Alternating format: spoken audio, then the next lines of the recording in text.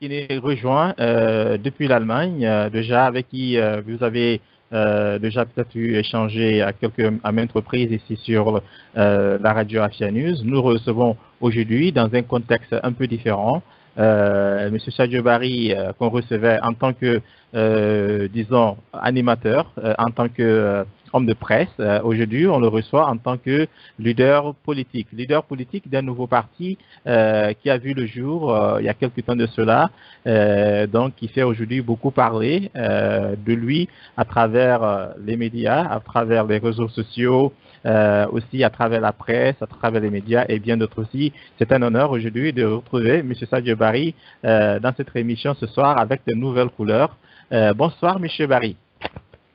Bonsoir, M. Ba, et bonsoir à tous les auditeurs de Afia News. Bonsoir à tous les Guinéens et à toutes les Guinéennes. Et bonsoir aux amis de la Guinée et aux fidèles auditeurs de Afia News. D'accord. Merci, M. Barry. C'est un plaisir de vous avoir sur Afia News. Nous allons échanger, disons, entre 30 et 40 minutes tous les deux. Et ensuite, on passera aux auditeurs pour des éventuelles questions et commentaires. D'accord. Vous connaissez le principe, chers auditeurs, pour intervenir, c'est étoile 61 pour ceux qui veulent prendre la parole dans cette émission ce soir, ceux qui sont connectés directement sur la radio et ceux qui seront sur l'application, c'est étoile 5, c'est étoile 5, justement pour prendre le micro.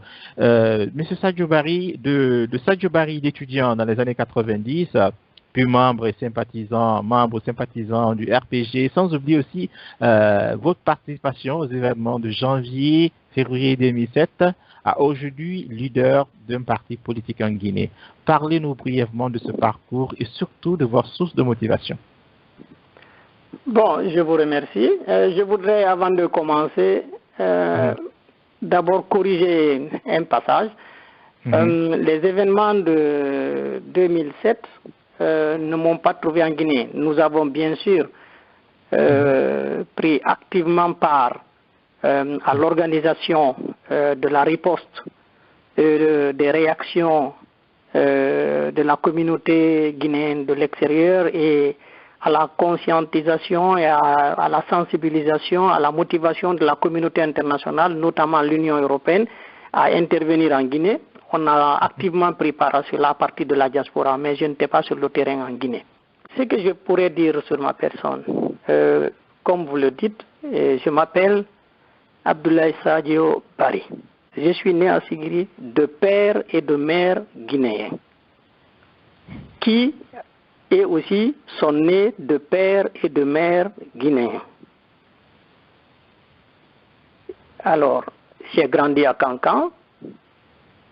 J'ai fait une partie de mes études à Cancan. Je suis venu faire le lycée à Fria.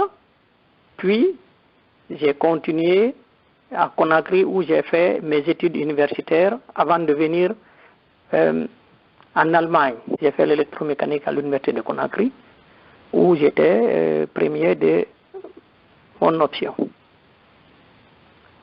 J'ai été entre 91 et 92 membre du comité de coordination, élu membre du comité de coordination des étudiants, le CC. Après avoir été choisi par les étudiants, j'ai été nommé dans le conseil des œuvres universitaires de Conakry, où je devrais défendre les intérêts des étudiants et des élèves de la Guinée.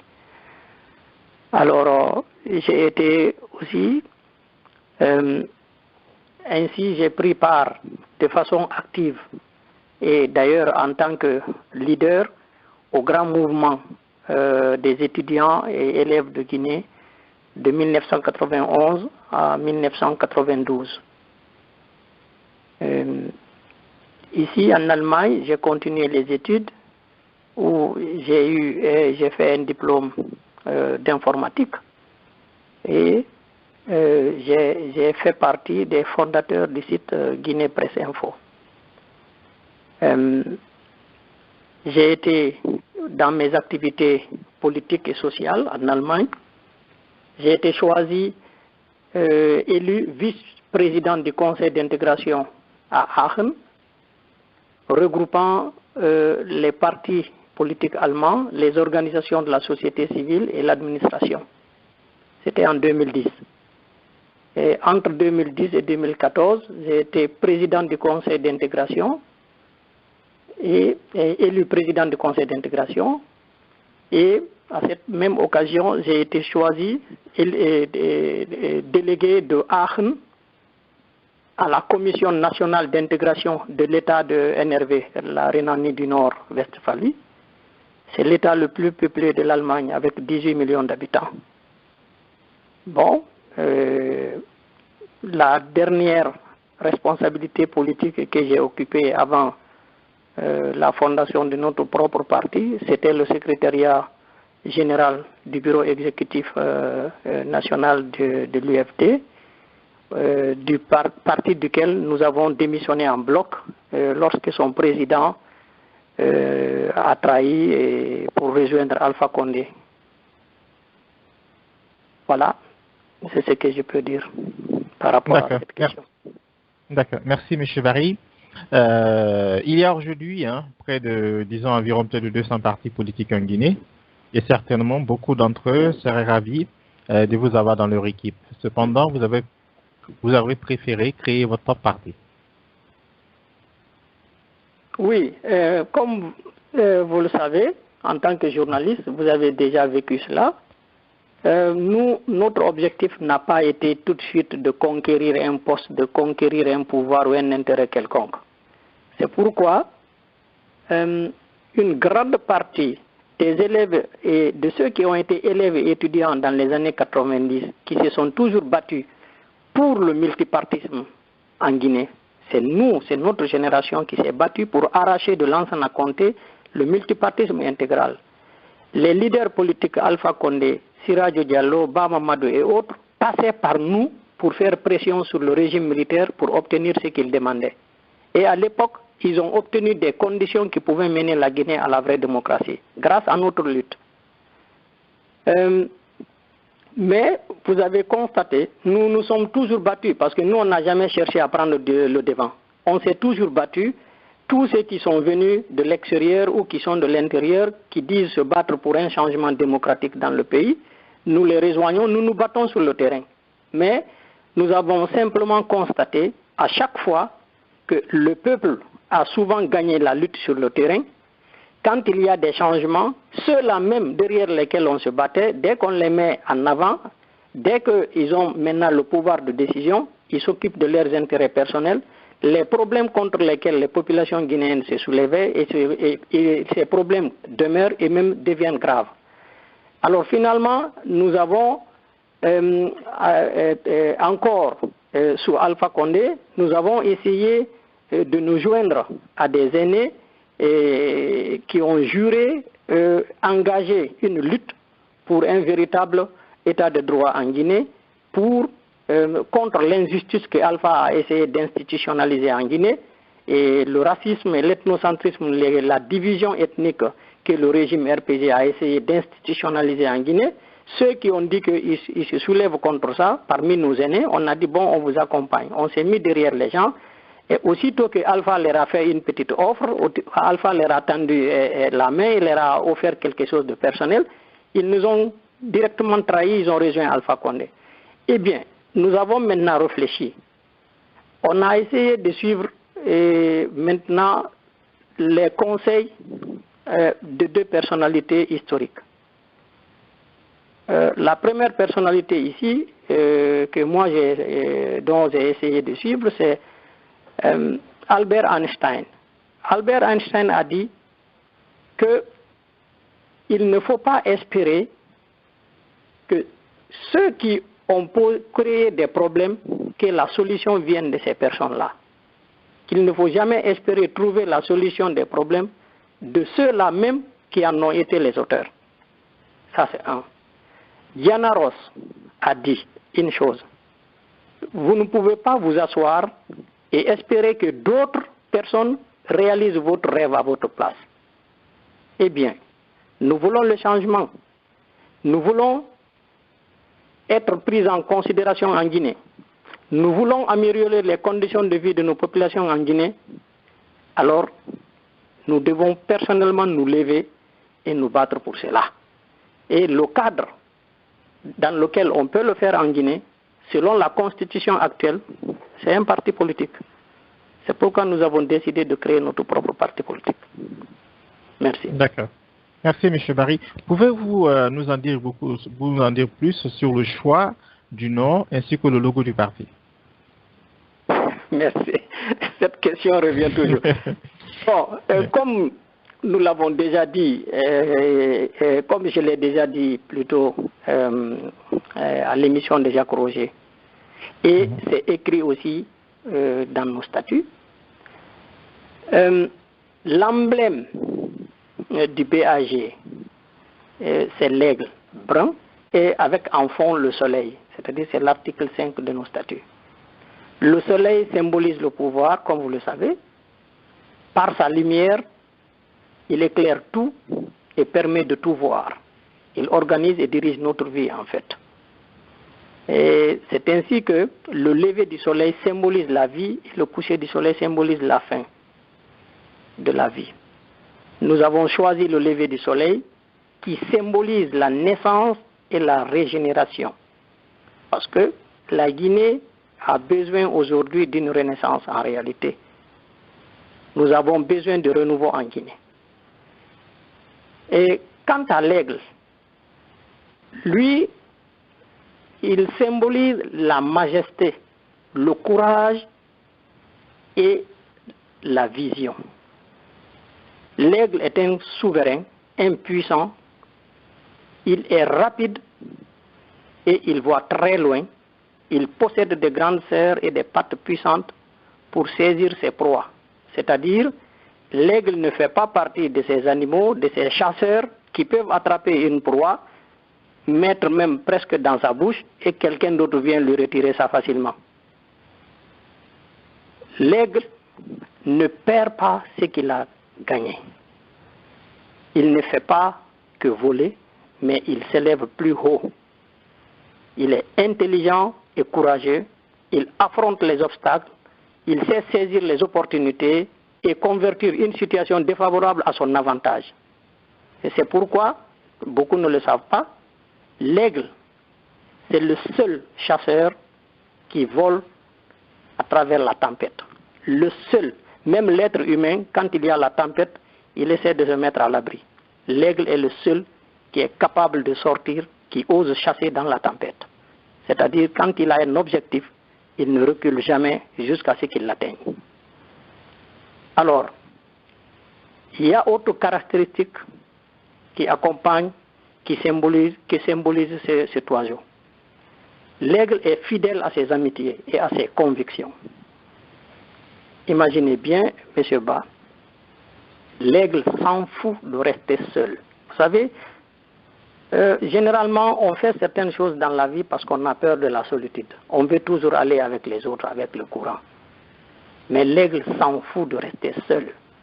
Lui, tant qu'il ne trouve pas le bon partenaire, il reste seul jusqu'à ce qu'il trouve le bon partenaire. Je dis bien jusqu'à ce qu'il trouve le bon partenaire. Il ne se marie qu'une seule fois et pour la vie. Il ne se lance pas dans une aventure juste parce qu'il a vu d'autres le faire. Il vise un objectif et reste fidèle à ses engagements. Alors, nous avons été séduits par ce que cet oiseau représente. Les idées de beauté, de fidélité, de rapidité, d'audace, de détermination, de force et de prestige. Il y a une autre raison très pratique qui nous a conduit à choisir l'aigle dans la symbolisation du BAG, c'est-à-dire du Bloc pour l'alternance en Guinée. Vous savez que le parti au pouvoir RPG a inconsciemment ou peut-être hasardeusement choisi le coq, c'est-à-dire le poulet comme symbole. Mais je vous dis, M. Ba, cela lui passe très très bien parce que, en fait, le poulet et le corbeau symbolisent la paresse et la saleté.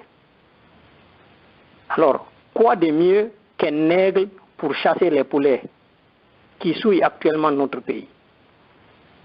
Notez très très bien, messieurs, qu'il ne s'agit pas, l'aigle ici dont nous parlons, ce n'est pas le petit épervier qui attrape les poussins, qui sont maintenant connus en Guinée en ce moment, mais il s'agit très bien de l'aigle qui prend le coq lui-même. L'aigle qui prend les poules, le coq et les renards, car c'est le coq lui-même et son fauteuil qui nous intéressent en Guinée. Ce ne sont pas les poussins que nous allons essayer de reconvertir après. À présent, je voudrais alors dire que ce que le BAG voudrait symboliser, c'est bien ce que représentent le soleil et l'aigle. La clairvoyance, l'audace, la force, l'espoir pour l'alternance qui permettra enfin à la Guinée de prendre son envol et de la hauteur vers la lumière, la renaissance, la régénération. Nous voulons rendre à la Guinée sa souveraineté, sa dignité, sa grandeur, sa fierté et son prestige perdu. Merci, M. Barry.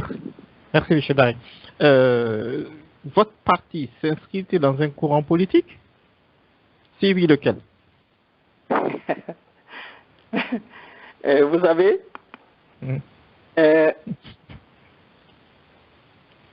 que moi j'aimerais comprendre, oui.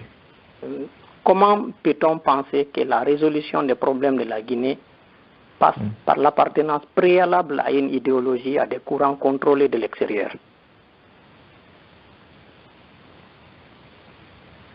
Cela ne ferait qu'apporter d'autres problèmes nouveaux à notre société, parce que vous savez que ces idéologies, l'international socialiste, l'international libéral, ainsi de suite, ce sont des courants, ce sont maintenant des courants qui sont contrôlés depuis l'extérieur, dont les lignes de conduite sont définies depuis l'extérieur.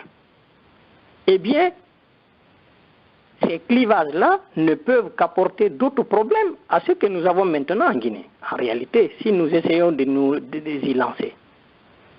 Eh bien, moi, je pense que nous pensons au BAG qu'à cette phase d'évolution de notre pays,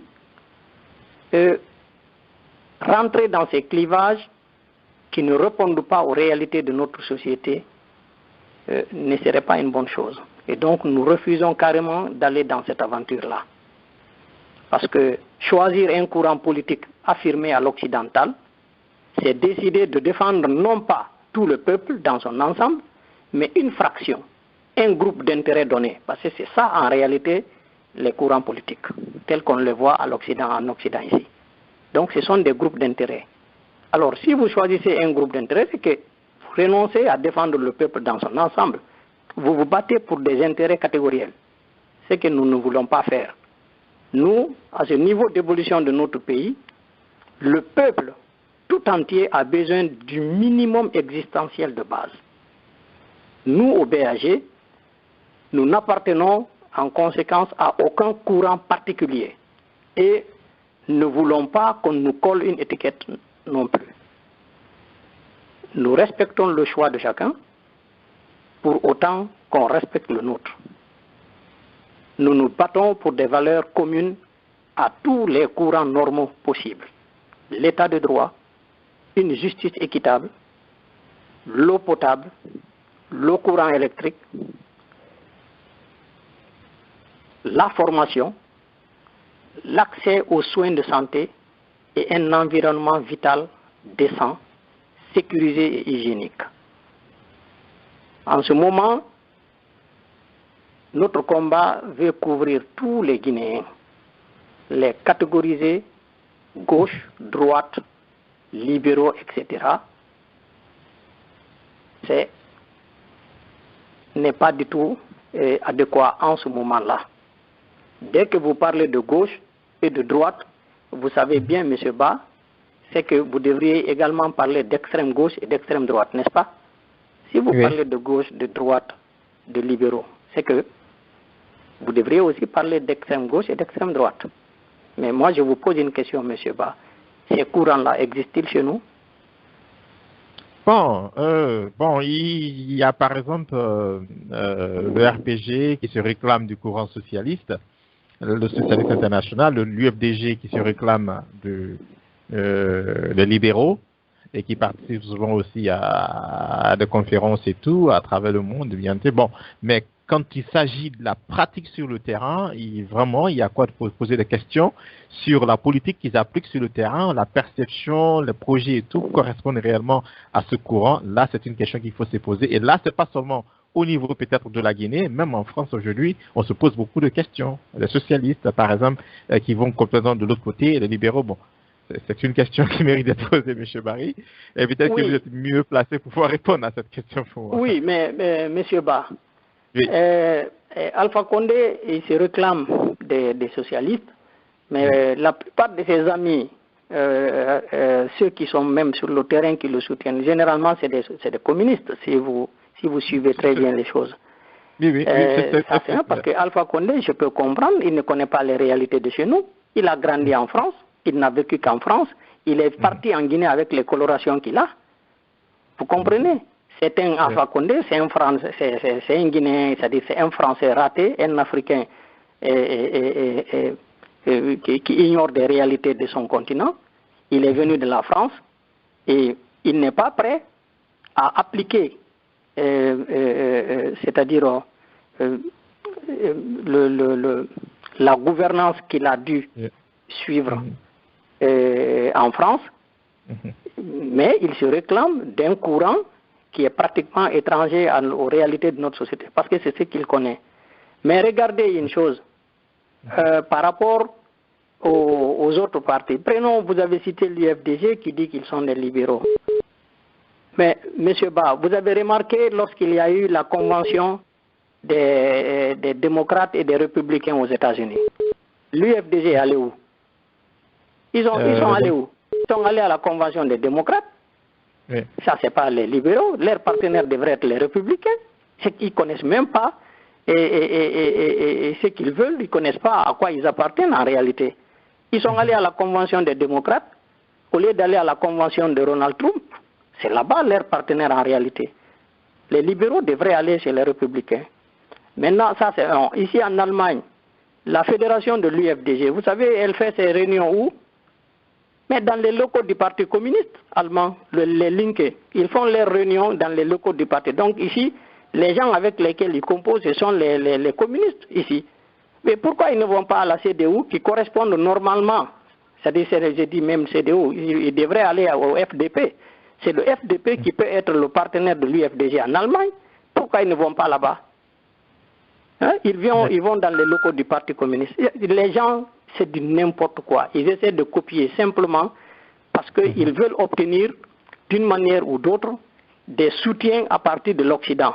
Et donc, ils essaient de s'affilier à des courants politiques occidentaux en espérant obtenir du soutien en retour. C'est tout. Et puis, il y a un autre danger. La plupart de nos économistes qui ont dirigé avant nos pays, ils connaissent un peu les jeux du Fonds monétaire de la Banque mondiale. Ils ont essayé de s'affilier à des multinationales ici, c'est-à-dire ils s'associent au lobby des multinationales parce que les libéraux, ce sont des lobbies des multinationales, des capitalistes et des esclavagistes ici en Occident. Ils s'associent à ces gens-là parce qu'ils veulent appliquer au pied de la lettre les recommandations de ces multinationales en Afrique. Et cela veut dire simplement vendre carrément toutes nos ressources aux multinationales et à des puissances étrangères, vendre nos ressources, vendre nos hôtels, vendre nos terres cultivables, vendre tout, même ce qui relève de la vie élémentaire, de la survie de la nation, de la souveraineté de notre nation, ils vont tout vendre aux étrangers, à des puissances étrangères. Et c'est ça le danger, le vrai danger de ceux qui se réclament aujourd'hui des libéraux. Et remarquez, tous les partis, ils se réclament de cela en Guinée. Il n'y a que le RPG et Alpha, il a été intelligent d'ailleurs, quand lui dit qu'il se réclame il est du parti, il est des socialistes. Parce que si vous constatez, c'est parce que nos premiers ministres, les anciens ministres, ils n'ont pas le sens politique. ils ont tous chanté haut et fort. Ils viennent dans les réunions des libéraux en Europe ici, ils s'affichent trop et qu'est-ce qui se passe? C'est eux leurs alliés. Alors que en ce moment, en Europe, ce n'est pas les libéraux qui dirigent. C'est la coalition des conservateurs et des partis, c'est-à-dire de l'international socialiste. C'est eux qui dirigent en Europe. Donc, le Parlement est dominé par ces gens-là. La Commission européenne, l'Union européenne aujourd'hui dans son ensemble, elle est dirigée par les autres courants. Les libéraux n'ont aucune force ici. Et comme toute l'opposition s'est alignée derrière les libéraux, ils disent qu'eux sont libéraux, ce sont les libéraux qui sont censés les défendre ici. Qu'est-ce qui s'est passé? Alpha s'est aligné à l'international socialiste qui dirige carrément les affaires de l'Union européenne, qui prennent des décisions à l'Union européenne. Lorsque les élections sont arrivées en Guinée, naturellement, l'Union européenne, en conséquence, conformément à la sensibilité des gens qui prennent des décisions, l'Union européenne s'est placée derrière Alpha Condé, parce que c'est lui qui est leur partenaire. Vous comprenez? C'est pourquoi essayer de revendiquer, de prendre des colorations dont on ne comprend pas l'historique, on ne comprend pas la signification, ça peut mener vraiment à des conséquences très fâcheuses. Alors les Africains, tels qu'ils l'ont fait dans les années 50, en disant qu'eux, ils sont des non-alignés, entre les deux blocs, ils ont dit qu'ils sont des non-alignés, ça c'était intelligent à l'époque. Moi je pense que dans des pays en voie de développement, il est bien de réfléchir aujourd'hui et de ne pas coûte que coûte vouloir choisir un courant en Occident. Si on choisit un courant, c'est qu'on se prive carrément le soutien et des autres. Merci.